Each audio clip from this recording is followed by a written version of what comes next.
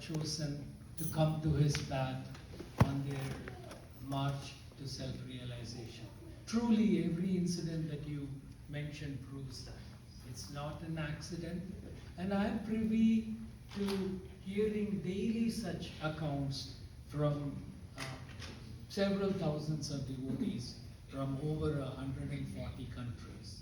And this is the truth, not 1 ounce of exaggeration. And the beautiful children put us all in the spiritual mood today, and hats off to the wonderful teacher. And and it's thanks to PSG, and thanks to all of you for spending the Sunday with us.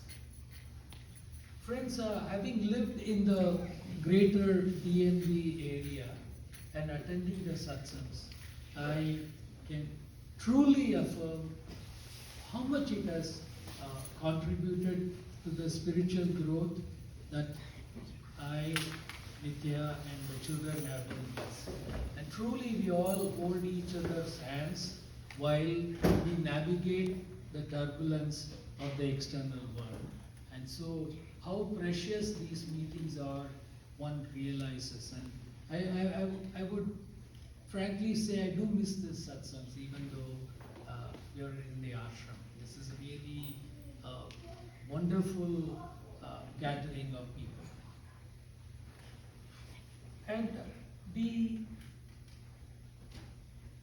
I cannot but remember the early 2000 when a few of us got together, and my gratitude to Mamta and Prakash, and then along with Uma and Santosh and Barbara, Peter, and Dr. Ravi Iyer, and then Vidya Venkat. We all got together and said we should start gathering on a more formal basis and enrich our spiritual journey.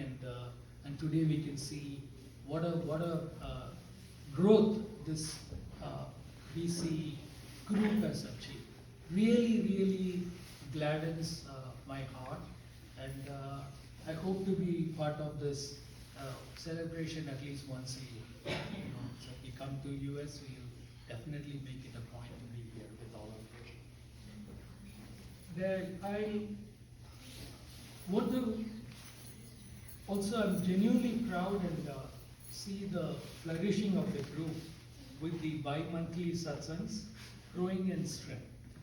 And also want to thank you all, the group, for the commendable support that you all individually afford to the ashram and to the ashram's US non-profit, the Sri Ramana Maharshi Heritage.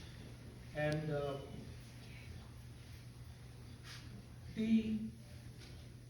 I will obviously leave out a few names, but I want to thank Umaji and PS for their musical, adding musical value to our group, Kiran and others for their hard work. Vidya Venkat, I've been a personal friend, and I can just go on, but also I would be failing in my duty if I did not acknowledge Sri Pottaraju and his group of engineers who maintain the entire technology infrastructure of Ramanashrama and the Sri Ramana Maharshi Heritage Center and this website. And I truly feel I can never express my gratitude. Lastly, a heartfelt thanks to Bhaskar for his remarkable leadership in launching the US bookstore of the Sri Ramana Maharshi Heritage. He's truly spearheading the move to bring Ramana literature to many homes. And Bhaskar told me there are 40 titles available under the SRMH website in English, Spanish, Tamil, Telugu, Hindi and Gujarati. And his management in the SRMH YouTube channel has created valuable video repository for devotees to watch, and hopefully this will also appear on them. And thanks to all of you for starting the North America Children's Virtual Camp, which has been a great success, and it will only continue to grow and become an annual event. Friends, I want to report to you that Sri Ramanashramam is thriving and continues to grow in strength. We are implementing new software systems, upgrading the whole cooking system where 60 to 70% of food is cooked with biogas. What Bhagavan would want us to do. We have implemented solar panels where over half the ashram's energy would come from the Surya Bhagavan's grace. We have ESG where the wastewater is recycled and it's nourishing the trees on the glorious Arunachala hill. We have taken steps to enrich the meal, especially to bring more balance to the nutrition of the disciplined devotees, and gradually adding more rooms to serve you all. As you are probably aware, our digital initiatives through the YouTube has been very warmly embraced by the devotees, with several thousand people virtually being present in the ashram both morning and evening. And the YouTube channel of the ashram has had over 10 million individual views. I mean, not that these things matter for Bhagavan, but for ordinary mortals, we like to know that we are on the right path. The mountain path, as we know, which was in print order, has been moved to a digital format. And I'd like to just point out a metric. Due to the pandemic, the print order had fallen to around 4,000 to 5,000 copies. But ever since we are giving it as a digital download, each copy is downloaded by 500,000 people. So it's almost, it's so gratifying that the literature is seamlessly can be transmitted all over the world. The Parayana apps, as you know, has been welcome, and we are also trying to have a new initiative of including AI apps where Bhagavan's teachings can be presented in the true and undiluted way to the devotees. The SRMH publishes biannual reports and all the initiatives, and thanks Bhaskar, they support both in terms of the technological way and the financial support. It's really, really appreciated. Now, I'm going to move from a Vyavaharika topic to Paramarthika world. For my talk today, I'd like to focus what is unique about Sri Ramana Maharshi and his teachings. Friends, having come to Bhagavan, sometimes rather easily, we lose sight of how privileged and chosen we all are. Or we can only come to him from a tapas of many generations. So the blurriness of the modern world where we live, we lose focus of that. And I like to bring the focus to why this is important and how blessed we are and how we should further our connection with Bhagavan and his practices, teachings to achieve the goal in hand. With every passing day, I feel blessed to be serve the his ashram. His vision and clarity makes my life harmonious and full of purpose. And friends, it is the same for all of us.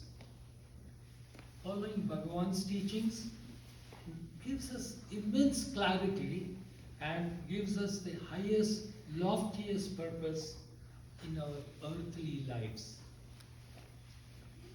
It is easy to take Bhagavan as just another guru. As devotees, we know he is the incarnation of Sri Adi Shankaracharya, and he says so himself in the invocation slokas of his Tamil translations of Atma Bodham and Dakshinamurti Stotra. So, we can ask ourselves today, why did Shankara come to us in the form of Sri Ramana Maharshi in the 20th century? I'd like to state 6 reasons and we'll share them with you today. Number 1, his path is open to everyone, including householders, like most of us. No other guru has said this with so much clarity and with so much authority. Bhagavan Ramana never asked devotees to renounce their lives as grihasthas. He was clear that this path is to strive to turn the mind inwards while discharging our duties at home and at work. He only asked us to do our activities, our karma, without a sense of viewership and without identifying ourselves with the roles that we play in the world as that of a parent, a spouse, a doctor, engineer, boss or subordinate. I'll quote Bhagavan's own words to explain this point. This is from Thoughts. Devotee, is it possible to enjoy samadhi while busy in the worldly work? Bhagavan. It is a feeling I work that is a hindrance. Ask yourself who works. Remember who you are. Then the work will not bind you. It will go on automatically. Make no effort either to work or to renounce. Your effort is the bondage. Your effort is the bondage. What is destined will happen. If you are destined to work, you will not be able to avoid it. You will be forced to engage in it. So leave it to the higher power. It is not really your choice whether you renounce or retain. Bhagavan quotes the women in the village who carry jars of water on their heads. And while doing so, they stop to talk. But at the same time, they are very mindful and very careful of the pot of water on their head, keeping their mind on the water jar. Similarly, Bhagavan says when a sage engages in activity, his mind is always fixed in the self and his activity does not distract him. The second reason, friends, Bhagavan is categorical declaration that the only purpose of human birth is to attain the self. The only purpose of human birth is to attain self-realization. Other teachers can put us on other paths, can bring us to the goal, but only Bhagavan can purely take us to the final glorious path of self-realization. Bhagavan says that we need not engage in social service, puja or chanting just to attain the goal. He has categorically said, quote, your own self-realization is the greatest service you can render to the world. Everything else is just an aid in the pursuit of this ultimate goal. By trusting Bhagavan, we can save ourselves from the dangers of getting too engrossed in service or elaborate pujas, as we know that they only aid us to purify our minds in the final preparation for self-realization. the word is used as Chitta Shuddhi. Again, I'll quote Bhagavan's words from Kunji Swamigal's book.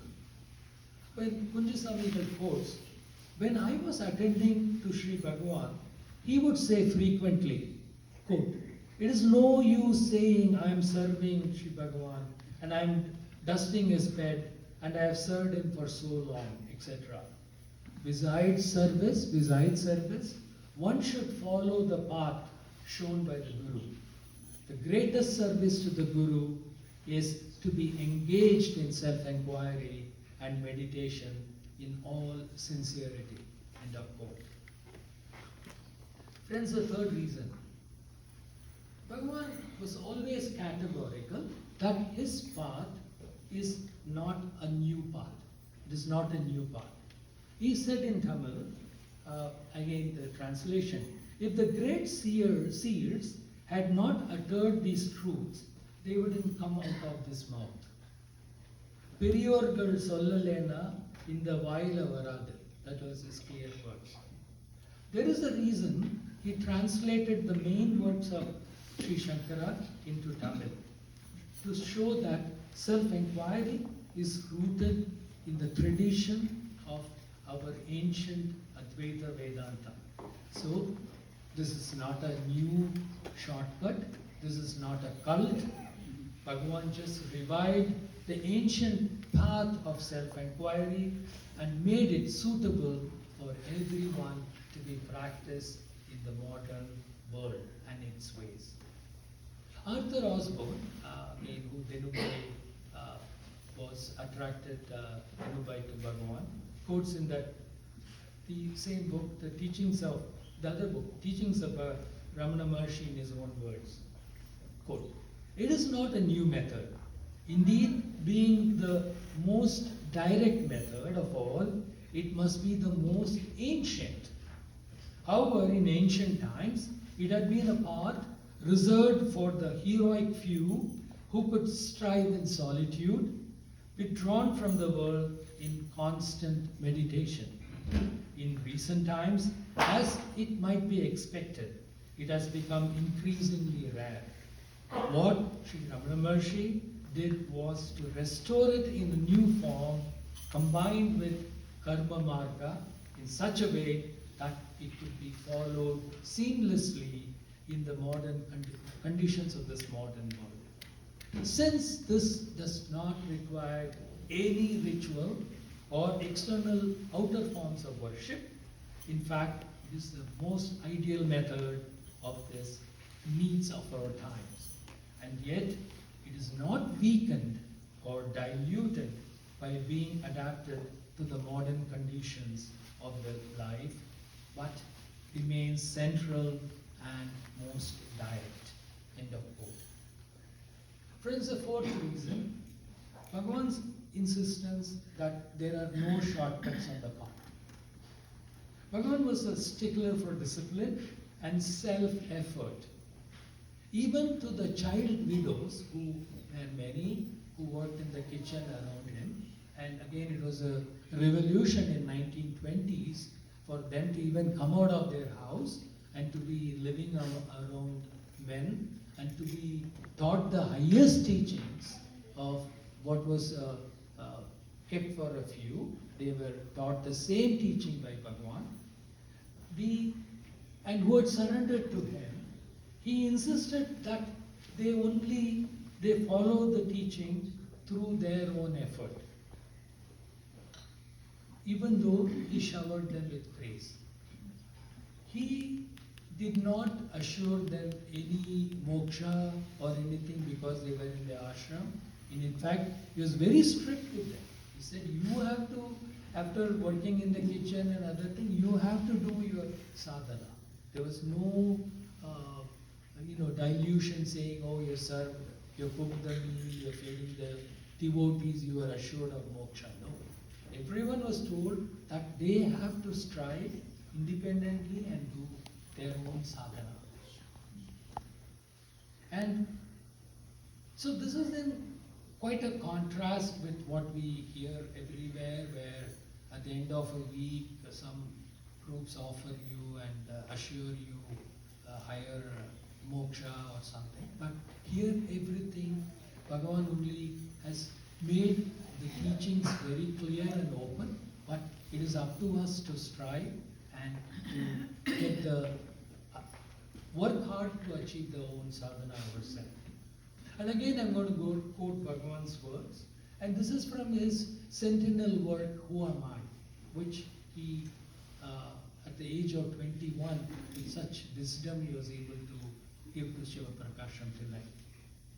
And Shiva Prakasham Pillai, again, a very mature devotee, asked him, question is it not possible for God and Guru to affect the liberation of the soul? And Bhagavan says categorically, God and Guru will only show you the way to liberation. They will not by themselves take the soul to the state of liberation. In truth, God and Guru are not different. Just as the prey which has fallen into the jaws of the tiger has no escape, so those who have come within the ambit of the Guru's gracious look will be saved by the Guru and will not get lost. Yet, again I emphasize, each one should by his own effort pursue the path shown by God or Guru and gain liberation. One can know oneself only with one's own eye of knowledge and not with someone else's eye. And Bhagavan quotes, does he who is Rama require the help of a mirror to know that he is Rama? End of quote. The fifth reason, and perhaps the most important thing, in my opinion, Bhagavan boils the root problem to the I thought. Friends, for wherever we are, we cannot escape the I thought. It's like the shadow which follows us 24/7. So he says, attack that problem at the beginning itself. Don't wait for it to become strong and grow, but start your sadhana by attacking the root problem. He explains in numerous ways that all problems rise when the I thought arises, and that the only freedom we have is to turn inward and find the source of the I thought and see that when we search the phantom I thought, there is nothing like the I thought. It disappears. Tedinal otam pidikam in Tamil. He says when you search, it runs away. And nobody is going to say that so clearly. It's just an illusion of strength that our ego exists and is so strong. Because when we turn inwards and search with a keen mind, there is nothing like that. So there is nothing more liberating and empowering than these words. In the verse 25 of his word Ulladanarpadu or Saddarshan, Bhagavan says that the ego, holding a form, it rises, holding a form, it stays. Holding and feeding on a form, it thrives. Leaving one form, it takes hold of another. When sought, it takes to flight. Such is the ego ghost with no form of its own. In another book, Day by Day, he says, it does not really rest with a man whether he goes to this place or that, or whether he gives up his duties or not. All that happens according to destiny. All the activities the body has to go through are determined when it first comes into existence. It does not rest with you to accept it or reject it. The only freedom you have is to turn inwards and renounce activities inside there. This may seem abstract, but I would like to try to sum up how this can be.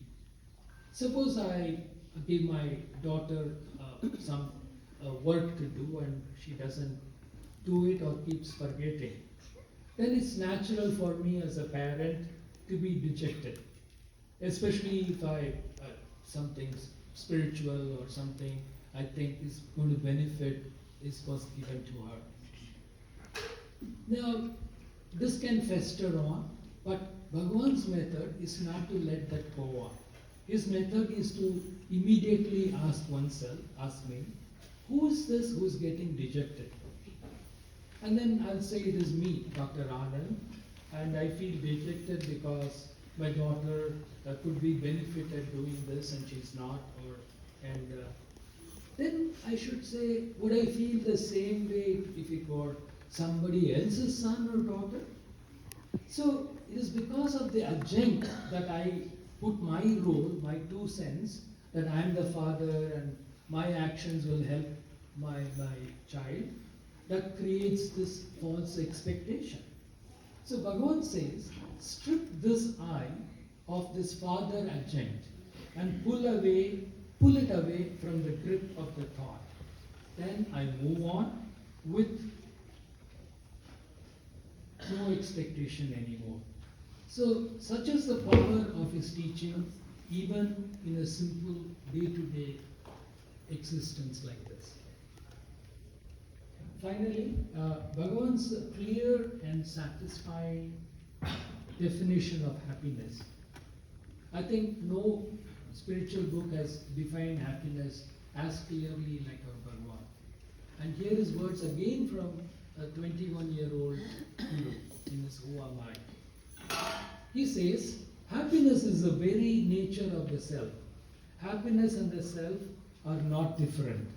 There is no happiness in any object of the world.